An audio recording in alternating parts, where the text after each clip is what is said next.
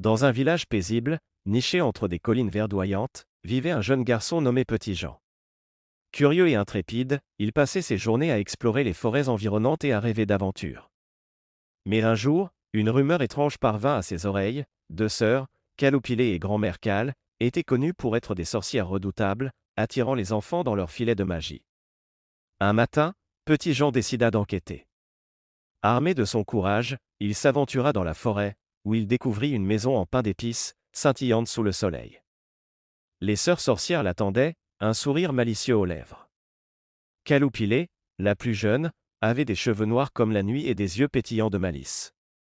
Grand-mère Cale, quant à elle, était une femme âgée, au visage ridé, mais dont le regard perçant pouvait glacer le sang. « Viens, Petit Jean !» s'exclama Caloupilé. « Entre et goûte nos délices. » Petit Jean, conscient du danger, feignit l'enthousiasme. « Je suis ravi de vous rencontrer, mais j'ai promis de revenir avant le coucher du soleil. Peut-être puis-je vous aider d'abord ?» Les sœurs, intriguées, acceptèrent.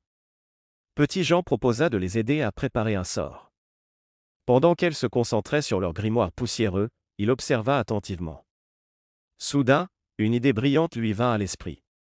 Il se mit à murmurer des mots qu'il avait entendus dans les histoires de son grand-père, des mots de protection contre la magie maléfique. « Que diriez-vous d'un sort pour rendre les enfants plus sages ?» proposa-t-il, feignant l'innocence.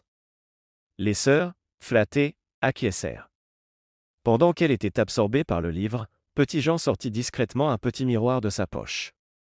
Il connaissait le pouvoir des reflets. Il le brandit devant elle et prononça une formule secrète. Les sœurs, fascinées par leur propre image, furent piégées dans le miroir, incapables de sortir. « Vous ne pourrez plus jamais piéger un enfant !» s'exclama Petit Jean, triomphant. Il referma le miroir et le cacha sous une pierre dans la forêt. Petit Jean rentra chez lui, le cœur léger, sachant qu'il avait non seulement sauvé les enfants du village, mais aussi appris que le courage et l'intelligence peuvent vaincre même les plus redoutables des sorcières. Les rumeurs sur Caloupilé et Grand-mère Cale disparurent, et Petit Jean devint un héros, un enfant dont les histoires seraient racontées pendant des générations.